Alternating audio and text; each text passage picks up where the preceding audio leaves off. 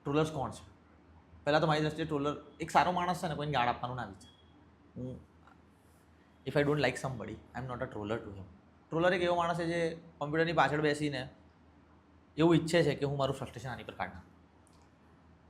કોઈ બી કારણસર કે તમને તમારા પોતાના ટેલેન્ટ પર ભરોસો નથી, કારણ કે ક્યાં તો તમે અંદર ઠૂઠવાઓ છો, ક્યાં તો તમે મહેનત નથી કરી, એટલે તમને એવું છે કે બીજા બી એમના આવી ગયા હશે, સાલાઓને મળી ગયું છે, લાવો બતર ઠોકીએ. તો બે રસ્તા છે. જૂનો મિત્ર કદાચ જઈને બવાલ કરી આવતો, હું કરતો કદાચ, મેં કરેલું છે પાસ્ટમાં, પણ મને ખબર છે કે બહુ તૂટેલો માણસ છે જે આટલી હલકી વસ્તુઓ કરતા હોય ને એ લોકો પતી ગયેલા છે.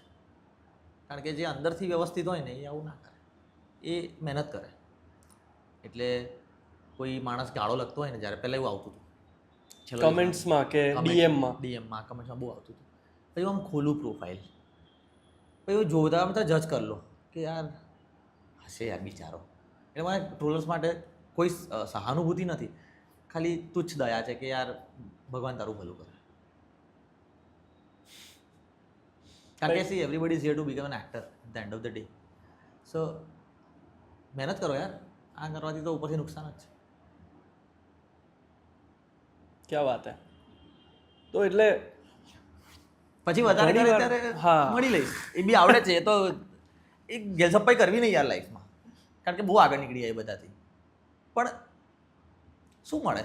મારો પોઈન્ટ એ છે કે કોઈ એનું કામ કરે, એ આવ્યો તમારા રસ્તે ના, એ કરે જ મહેનત, તમારી થાય છે, તમે પહોંચ્યા નહીં પહોંચે તો એની મહેનત કર ને, મૂક ને ભાઈ. આ બધું કરવાથી દુનિયામાં કોઈનો ફાયદો નથી થયો. કયો એક ટ્રોલર સક્સેસફુલ થઈ ગયો લાઈફમાં?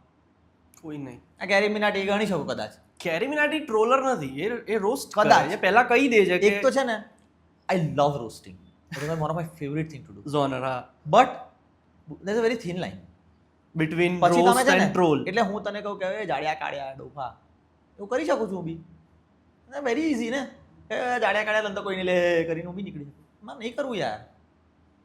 તું જાને જીમ, મહેનત કર, વર્કશોપ અટેન્ડ કર ભાઈ, તમે